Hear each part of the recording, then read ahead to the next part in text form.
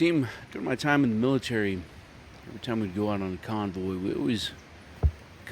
I always considered sustainment and logistic operations and being able to be able to self-sustain as much as we possibly could. So we always drove out with kits. Every vehicle had 15 gallons of fuel, 10 gallons of water, case of MREs, recovery gear, CLS bags, the whole 9 yards. In this video, I want to give you one of the kits that I carry when I go out, and this is my field box. Every platoon would carry a field box out, and I don't have the ability to take out a huge box, but I do take out a small one. So let's break into this. The number one most important thing that you could ever have, and you can't have enough of, is baby wipes. You know this is true.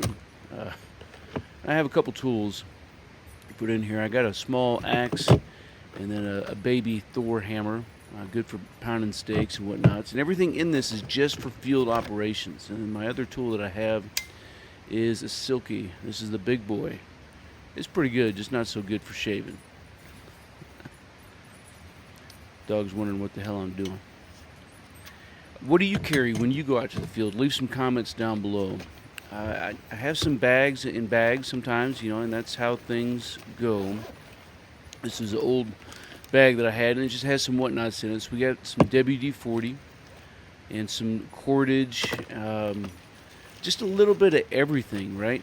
Got a couple headlamps. I normally travel with multiple people, right? It's at least me and the missus, so it's good to have some extra stuff. So you got to have some extra batteries. Always keep my batteries stored separate. That way I can try to avoid some drainage. And I have some chem lights. As you can see, there's kind of a little theme going on in this particular bag.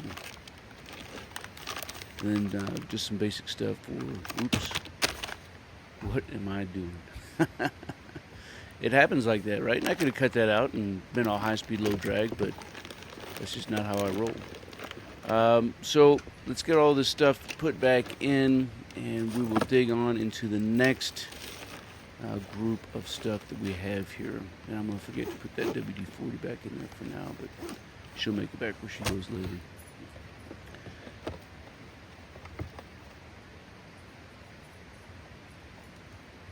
Carrying an emergency radio has its pros and cons. I don't know that I've never had to use this, but when you can have a box that has some things that you may never need, but if you need it, it would be nice to have it.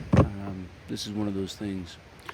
An extra pen, it's still in the package. That kind of helps me make sure that I don't lose it because it is a spare. You always got some spare food. You got to be able to chow down when it gets hungry time. 5-gallon bags or 55-gallon drum liners, super importante. Life straw. Some of this is kind of survival related, but this is not really what this box is for. This is not a survival box. Got some bug juice. This particular one is from Light Fighter. Some extra 550 cord. One's set up to be a ridge. Has some bank line in there that I can use to help get a tarp nice and taut.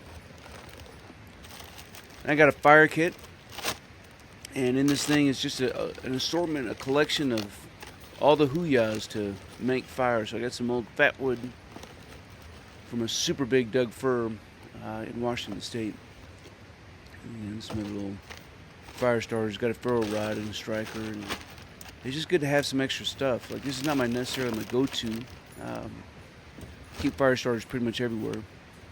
Little survival kit, whistle, and all the little hoo-yahs. Again, I know I have some survival stuff in here, but this box is not a survival box. It's not what this box is meant for. It's just meant to have some of the extra stuff that you need when you go out to be able to self-sustain. Some of it is redundant in nature, and some of it is not. Out here camping with the missus. The dogs are just having a good time, riling each other up, loving it. How many times do you go to the field a year? Got some extra steaks. Let me know that down in the comments below. How many times do you go to the field a year? Got a nesting cup and bottle, and then some duct tape, and some flagging tape. So we're going to start to get some of this stuff reorganized in here and put back in. I try to get to the field at least once a month, help stress and push the muscles. I'm not talking about an overnight, like camping, or more than just backpacking or hiking or exploring, bushwhacking through the woods with the dogs, right? You got to be able to get out, test the systems. And I prefer to keep my stuff kind of like this, boxed up, and keep everything stored up in my shop, up in the command post, so I'm ready to move out at a moment's notice. So years ago in the military, we would take out a field box. It'd be something as big as what I'm sitting on, if not even bigger. And it'd be filled with all the necessities for field life. But that's one of the problems, as well as the advantages of the military, right? It's logistics and sustainment, and it's something that the military is particularly addicted to. Out here in the civilian world, we don't have gobs of dudes who are out there willing and able to support us with all of the things that we need to sustain and maintain operations. So I think about this, coming out to the field this weekend and throwing in this box is just a box of field stuff. It's nothing that, most of the stuff I don't use all the time. The tools I do, but everything else is just kind of there just in case we happen to forget something.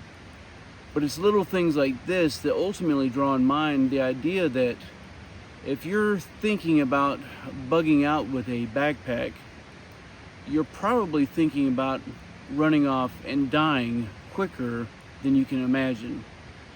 Being able to endure the elements and the hardships and all of the Murphy that happens, it takes more than a backpack in order to be able to do these things. Imagine the last time you went camping, assuming that you're not a keyboard warrior who spends all their time in your mother's basement. If you camp, you know that it takes stuff to enjoy it, right?